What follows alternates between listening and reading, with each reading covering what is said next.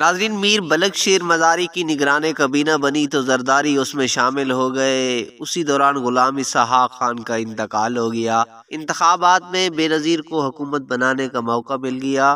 سردار فاروق احمد خان لغاری صدر منتخب ہو گئے۔ زرداری کا ہاتھ اور کھل گیا اور وہ بڑے بڑے ہاتھ مارنے لگے۔ اس دور میں فرانس سے معراج لڑاکا طیارے اور ایٹمی آبدوز کے 4 ارب ڈالر مالیت کے سودے ہوئے۔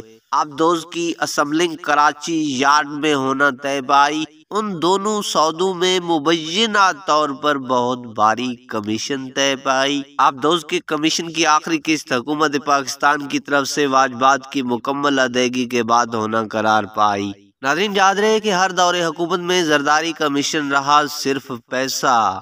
پیسے کے پیچھے قتل و غارت اس کے لیے کوئی اہمیت نہیں رکھتی تھی۔ کیا آپ جانتے ہیں جو سلطان رائی کا قتل ہوا تو کیا حالات و واقعات پیش ہوئے تھے؟ 9 جنوری 1996 سلطان رائی کا ہوٹل زرداری کے حوالے نہ کرنے پر اسے قتل کر دیا گیا۔ مقتول سلطان رائی کو زرداری نے وزیر اعظم ہاؤس بلا کر اس سے ہوٹل بیچنے کو کہا اور انکار پر کھلی دھمکی دی کہ تم اب لاہور نہیں پہنچ پاؤ گے اور گوجرانوالا تک فیصلہ کرنے کی مہلت دی۔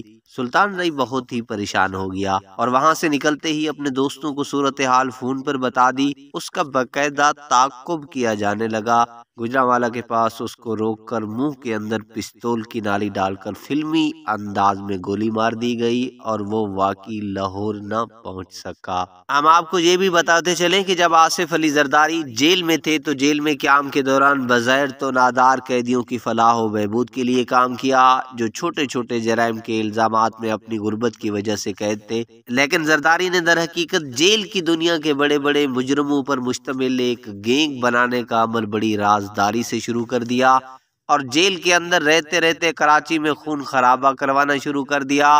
اغوا برائے تاوان کا دھندا بہت جلد ہی اتنی ترقی کر گیا کہ زرداری نے تو اتنا زیادہ تصور بھی نہیں کیا تھا۔ جیل میں قیام کے دوران ہی مارچ 1997 میں زرداری کو بطور سینیٹر انتخاب ان کی حالات پر مضبوط گرفت کا اظہار تھا۔ جیل میں قیام کے دوران بہت سے نامی گرامی قاتل زرداری نیٹ ورک کا حصہ بن گئے، جن میں رحمان ڈکیت، بابا لاڈلا، عزیر بلوچ اور سینکڑوں خطرناک مجرم تھے۔